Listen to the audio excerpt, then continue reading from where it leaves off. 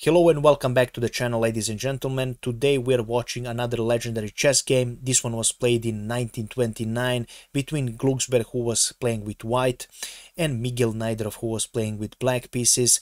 This game is written in the chess history, and you probably saw it as a way of a chess puzzle or some chess book. It's really that famous, the ending position. I'm sure you will see it and you will definitely know what I'm talking about. And if you don't know, you probably heard about Miguel Najdorf. He was the inventor of the famous Najdorf Sicilian. You probably heard about that. And also he was a great chess player and a great chess mind. He was also an innovator in chess. And this position is one of those that you simply must watch if you're into chess or you're just learning chess. So I'm sure you're gonna love it. And without further ado, we will go straight into the game. As always, you know, I appreciate all of your support. And if you like this video, please make sure to leave a like and comment. So we will go to the game. Glucksberg opened the game with d4, Najdorf replied with f5, this is the Dutch defense, c4 and knight f6, usual theme. Knight c3 was played for Glucksberg and Najdorf played e6. White continues normal developing moves. After this, d5 was played for black, and right now e3 was played for white. This is the so-called stonewall structure after the c6 was played, and the main idea for white in these sort of positions is to actually enter with this knight here. So that's the main idea, to put this knight on e5, and black's main idea is to actually create an attack on the white king's wing. So that's the main idea. c6, as we see, Najdorf creates this stonewall structure. So our game continued with bishop d3 for white, normal developing move. Bishop d6 was played for Miguel Najdorf.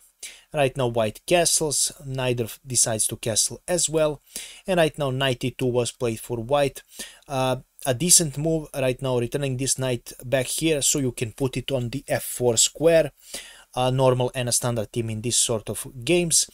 By the way, this was a casual game, this was not a tournament game, but it really went off in the history as one of the most famous chess games, definitely of Miguel Najdorf, but one of the most famous chess games in general. So our game continued with knight b to d7 for Miguel Najdorf, and right now Glucksberg makes a dubious move with knight g5. The reason for this move was actually to attack this pawn and buy some time. And for example, if black plays something like queen e7, then you can, for example, play either knight f4, or you can just play f4 and completely block white's attack. So probably that was the idea for white in this position. Unfortunately, after knight g5, black has a tactical strike with bishop picking up on h2.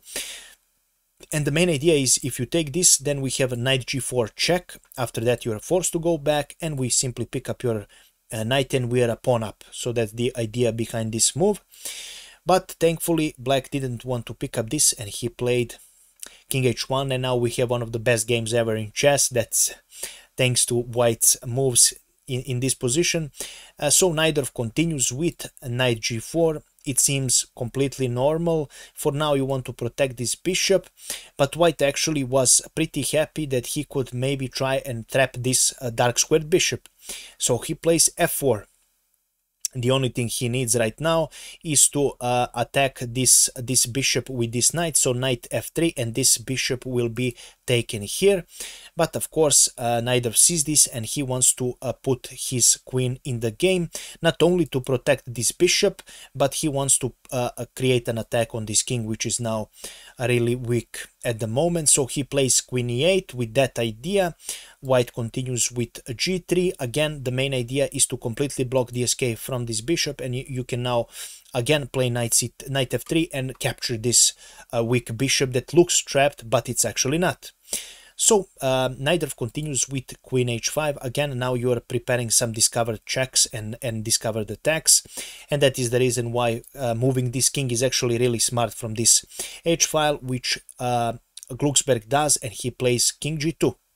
And now it's actually one of those moves where it's really hard to find, but of course Miguel Najdorf was a chess genius and he was able to find it. As you can see, this is protected, and right now Miguel Najdorf continues the attack with beautiful bishop g1 here.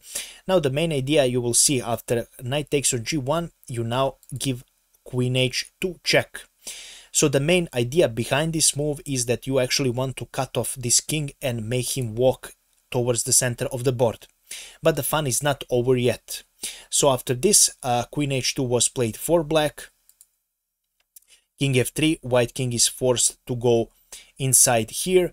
So right now white wants to try and escape this horrible position, but black needs to somehow involve more of his pieces in the attack because only queen and knight are simply not enough.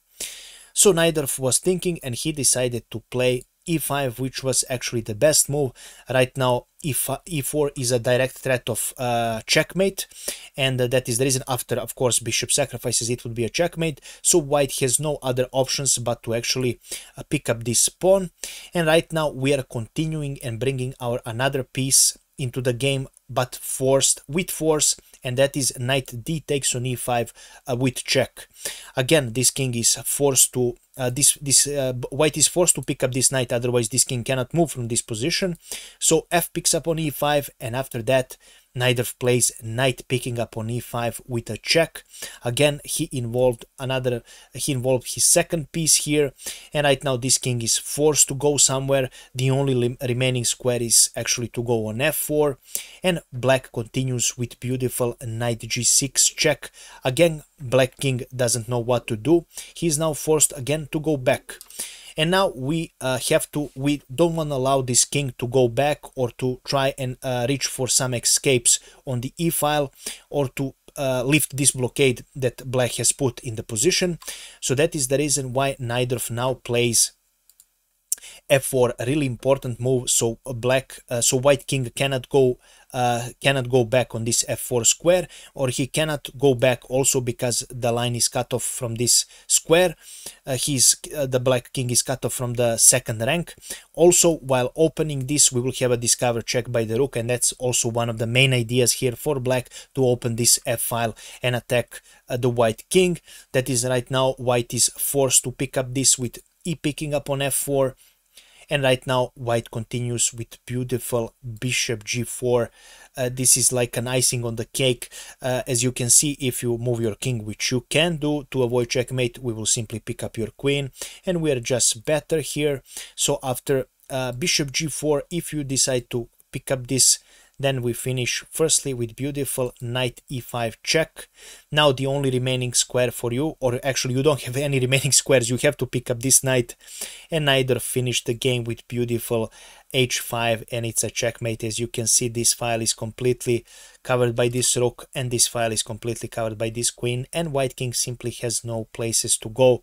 So this chess miniature is actually written in history, and this is one of the most famous positions in chess. So if you ever see this and you're thinking about this game, it's definitely one of those games that it's good that you saw, and it's good that you knew about. So that's how this game ended, and that's all I have prepared for you today. I really hope you enjoyed it. If you did, as always, make sure to leave a comment, like, and share the video, as it really helps me. Also, make sure to leave your suggestions in the comments. I always read them, you know this. And yeah, that would be all. Thank you for watching, and we will see each other tomorrow. Bye bye.